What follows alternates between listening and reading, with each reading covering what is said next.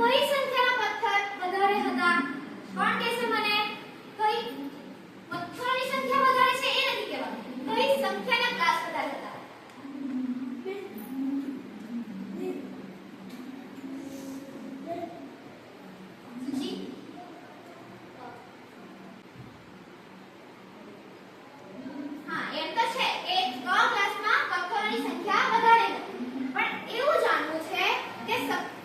સરખી સંખ્યાના પથ્થરો તે કયા ગ્લાસમાં વધારે ગ્લાસમાં સરખી સંખ્યાના પથ્થરો હતા તે સંખ્યા કઈ?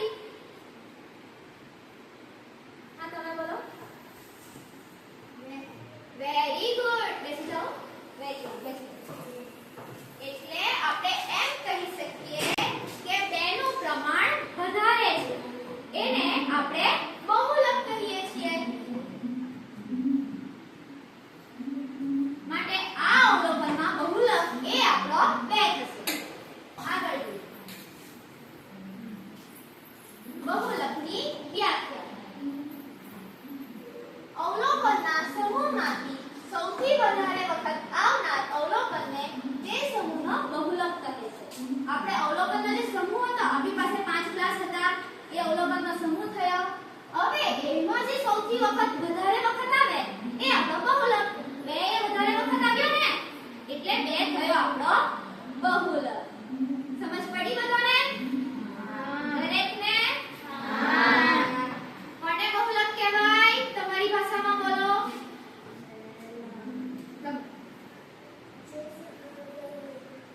મોટેથી તમારી ભાષા. અવલોકનોમાં જે સંખ્યા વધારે વખત હોય એને બહુલક કહેવાય છે. Very good. બેસી જાઓ. ચાલો આપણે એના પરથી દાખલા ગણીએ.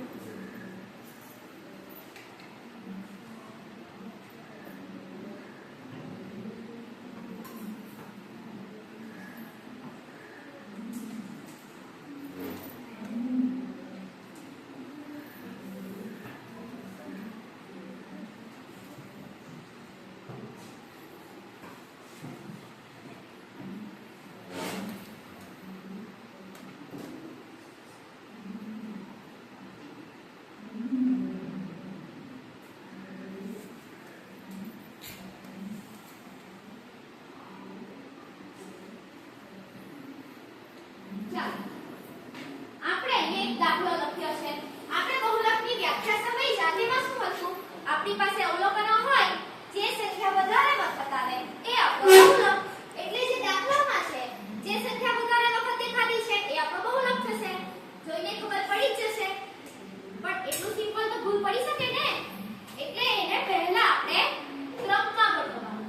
જે સંખ્યા જેટલી વાર હોય એટલી વાર લખીને ક્રમમાં ગોઠવી દઈએ. પહેલા શું છે? કેટલી વાર છે? 1 2 3 4 અને 5. 5 વાર એક લખી દઈએ ને.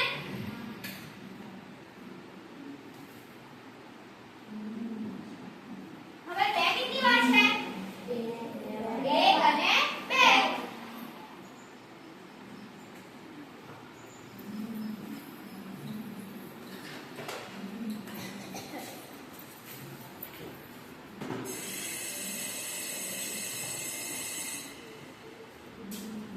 હવે 3 અને પછી 4.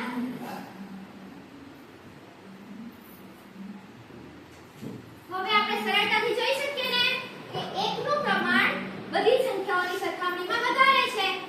એટલે શું કહેવાય?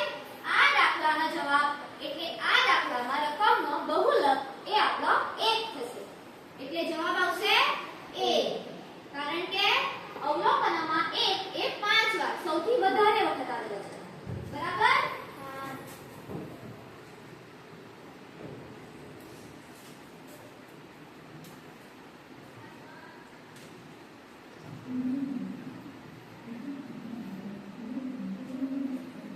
દરેકને સમજ પડી ગઈ?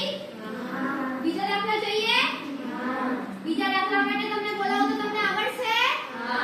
ચોક્કસ? પાક્કું જો? ચાલો બીજો કરીએ.